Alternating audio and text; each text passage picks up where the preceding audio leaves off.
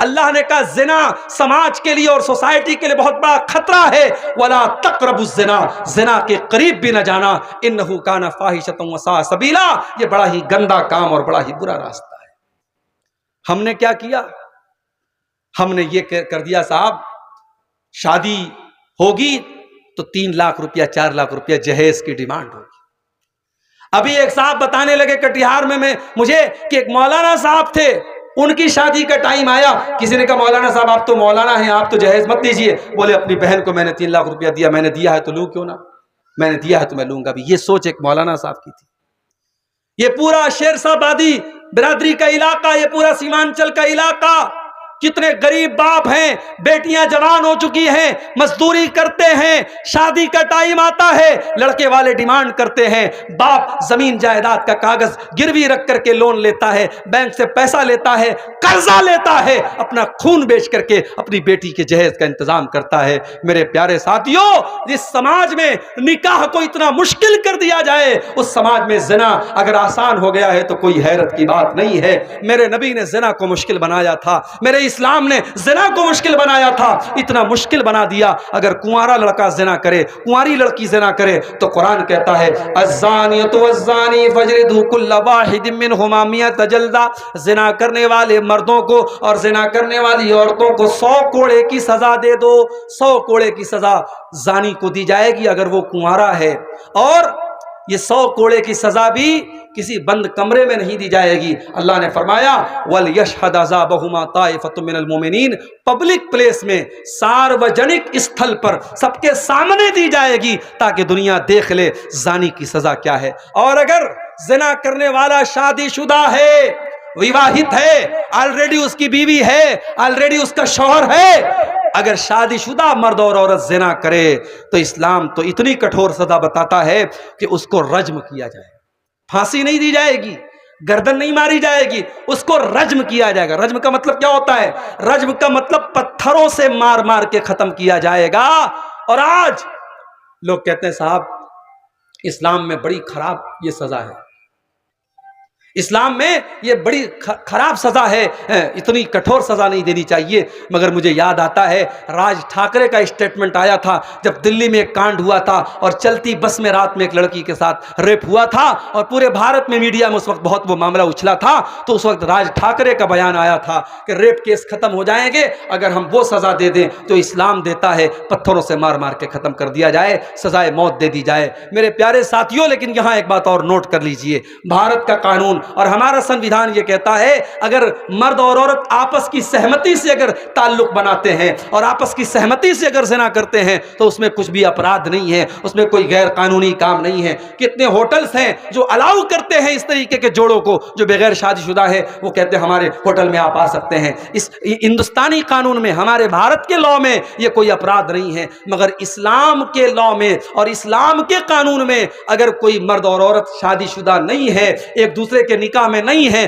اور ایک دوسرے سے اگر وہ بدکاری کرتے ہیں، چاہے وہ آپس کی سہمتی سے ہی کرتے ہو، وہ زنا مانا جائے گا۔ اور یہ زنا اتنا خطرناک گناہ ہے میرے پیارے ساتھیوں کہ اللہ کے نبی جب ایک مرتبہ آپ نے فجر کی نماز پڑھائی اور آپ کی عادت تھی فجر کی نماز کے بعد آپ صحابہ سے کہتے تھے تم نے اگر کوئی خواب دیکھا ہو تو تم بیان کرو۔ کبھی صحابہ اپنا خواب بیان کرتے تھے، کبھی اللہ کے نبی اپنا خواب بیان کرتے تھے۔ ایک مرتبہ اللہ کے نبی نے کہا میں نے خواب دیکھا کہ 2 فرشتے آئے اور مجھے لے کے گئے اور میں نے مختلف چیزوں کا منظر دیکھا۔ میں نے ایک جگہ دیکھا ایک تندور ہے اور تندور کے اندر آگ جل رہی ہے، اور میں نے جھانک کے دیکھا ننگے مرد اور ننگی عورتیں نظر آئیں، اور ان کے نیچے سے ان کی شرمگاہ کی طرف سے آگ کے شعلے ان کی شرمگاہ کے اندر جا رہے ہیں، ان کی باڈی کے اندر جا رہے ہیں، اور وہ چلا رہے ہیں، وہ چیخ رہے ہیں۔ میں نے فرشتوں سے پوچھا یہ کون لوگ ہیں؟ فرشتوں نے کہا رک جائیے ابھی ہم بتاتے ہیں۔ تھوڑی دیر کے بعد فرشتوں نے بتایا ہؤلاء الزنات والزوانی، اے اللہ کے نبی یہ زناکار مرد ہیں، یہ زناکار عورت ہیں جنہوں نے اپنی شرمگاہوں کا غلط استعمال کیا تھا، جنہوں نے اپنی خواہشات کا غلط استعمال کیا تھا۔ جہنم کے اندر ان کو الگ سے یہ عذاب دیا جائے گا کہ جہنم کی آگ اسی شرمگاہ میں ان کے داخل ہوگی جس شرمگاہ کے ذریعے انہوں نے یہ غلط کام کیا تھا۔ میرے پیارے ساتھیوں، آج اپنی نوجوان نسل کو اگر زنا اور بدکاری سے بچانا ہے، اللہ کے واسطے نکاح آسان کر دو، نکاح کو آسان کرو۔ یہ بارات کا سسٹم، یہ جہیز کا سسٹم، یہ برادری واد کی شرط، یہ ساری شرطیں ختم ختم کرو. ایک شرط ہو, لڑکی دیندار ہونی چاہیے, لڑکا دیندار ہونا چاہیے. یہ شرط اگر لگا دی جائے کہ دیندار لڑکی ملی ہم شادی کر لیں گے, ہم ایک پیسہ جہیز نہیں لیں گے, یہ لڑکے والے جس دن طے کر لیں, لڑکے کی ماں جس دن طے کر لے, اگر ایک لڑکا اس پورے جلسے میں پورے پروگرام میں بیٹھا ہوا ایک نوجوان یہ طے کر لے کہ میں اپنی شادی میں جہیز نہیں لوں گا, اس کا باپ طے کر لے, اس کی ماں طے کر لے, ایک پریوار بچ جائے گا, ایک غریب کی بیٹی بچ جائے گی. وہ حرام طریقے سے پیسہ کما کر کے اپنی بیٹی کے جہیز کا انتظام نہیں کرے گا. میرے پیارے ساتھیوں, آج ان رسم و رواج نے نکاح کو مشکل اور زنا کو آسان بنا دیا. اور مجھے اللہ کے نبی کی وہ حدیث یاد آتی ہے, آپ نے فرمایا تھا اذا خطب الیکم ممن ترضون دینہ وخلقہ, جب تمہاری لڑکیوں کے لیے اچھے گھر کا اور دیندار لڑکے کا رشتہ مل جائے تو اپنی لڑکی کی شادی ایسے لڑکے کے ساتھ کر دو. اگر ایسا نہیں کرو گے, تم جہیز کے چکر میں پڑو گے, تم برادری واد کے چکر میں پڑو گے, تم اپنے رسم و رواج کے چکر میں پڑو گے. اگر ایسا نہیں کرو گے تو زمین میں بہت بڑا فتنہ اور فساد پھیل جائے گا, اور وہ فتنہ اور فساد آج اپنی آنکھوں سے ہم دیکھ رہے ہیں. تو زنا یہ بھی بہت خطرناک گناہ ہے جو جہنم کی طرف لے کے جاتا ہے. اور آگے بڑھیے, جہنم میں لے کر کے جانے والا ایک اور گناہ,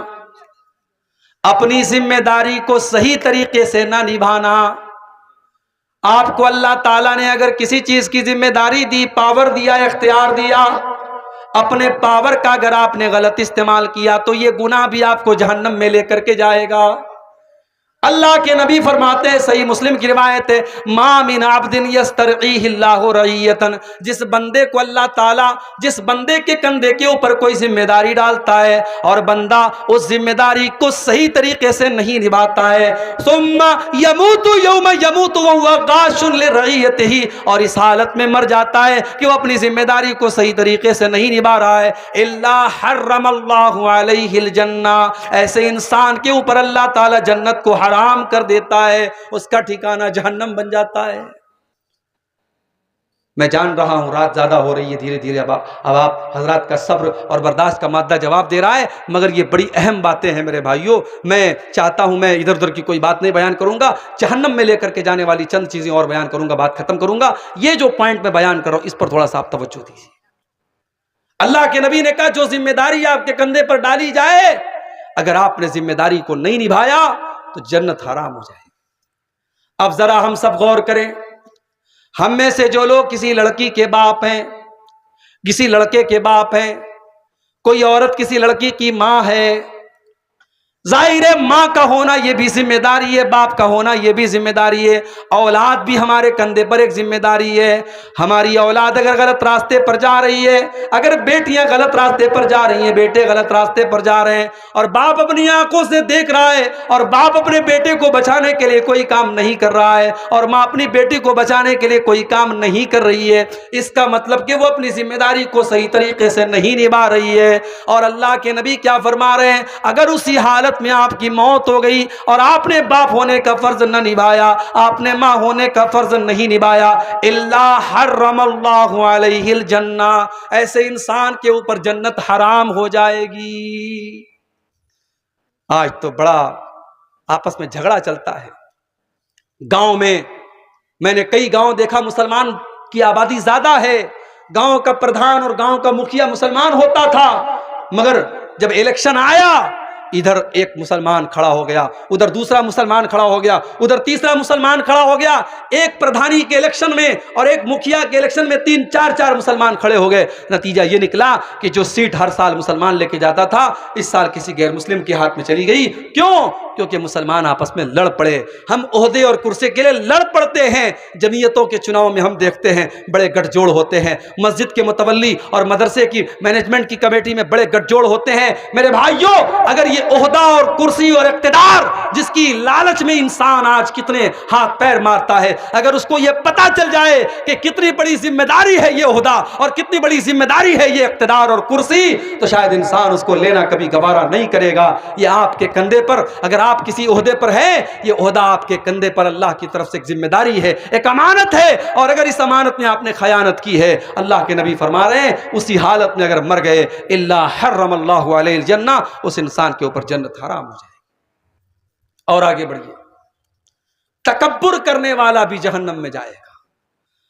اب تکبر اور اہنکار اور گھمنڈ، چاہے دولت کا ہو، چاہے شہرت کا ہو، چاہے نام کا ہو، چاہے علم کا ہو، کسی بھی طریقے کا تکبر اگر ہے، تکبر انسان کو جہنم میں لے کے جائے گا۔ اللہ کے نبی فرماتے ہیں لا يدخل الجنت من کان فی قلبہ مثقال ذرۃ من الکبر، جس کے دل میں ذرہ برابر بھی تکبر اور گھمنڈ ہوگا وہ جنت میں نہیں جائے گا۔ ایک اور حدیث میں آپ نے فرمایا کہ کیا میں تم کو ان لوگوں کے بارے میں نہ بتا دوں جو جہنم میں جانے والے ہیں؟ صحابہ نے کہا اللہ کے نبی ضرور بتائیے۔